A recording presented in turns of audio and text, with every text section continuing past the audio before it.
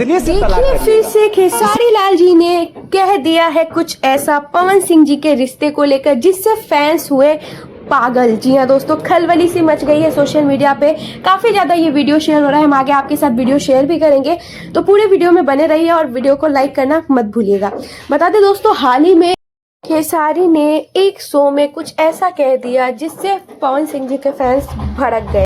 खेसारी लाल जी ने बोला कि अगर एक पत्नी के साथ अगर अच्छा व्यवहार नहीं हो सकता, अच्छा रिश्ता नहीं चल सकता, तो वो कितनों को भी अगर आप लाएंगे तो वैसा ही व्यवहार होगा।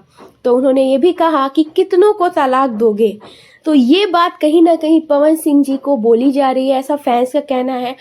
और ये वीडियो शेयर होते ही काफी ज्यादा खेसारी को हेट कमेंट्स मिल रहे हैं। जी हाँ दोस्तों, पवन सिंह जी का नाम तो उन्होंने नहीं लिया, पर पवन सिंह जी के फैंस को लगता है कि ये खेसारी लाल जी ने ये लाइन पवन सिंह जी को डेडिकेट करते हुए ही बोला है।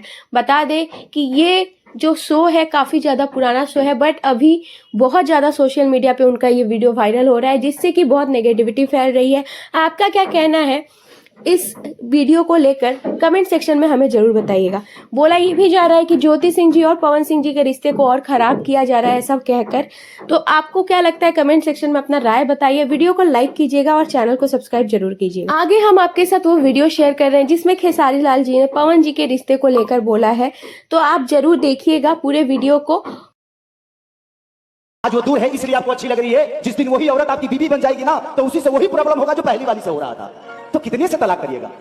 इस वीडियो को देखने के बाद आपका क्या राय है जरूर बताइएगा। क्या खेसारी लाल जी पवन सिंह जी और ज्योति सिंह जी के रिश्ते को बदनाम करने की कोशिश कर रहे हैं, या उन्होंने कैजुअली बोला है? बता दें दोस्तों, उन्होंने किसी का नाम नहीं लिया तो डायरेक्टली किसी को बोल नहीं सकते, पर पवन सिंह जी के फैंस का कहना है कि वो ज्योति भाभी और पवन जी के इस रिश्ते को बदनाम कर रहे हैं।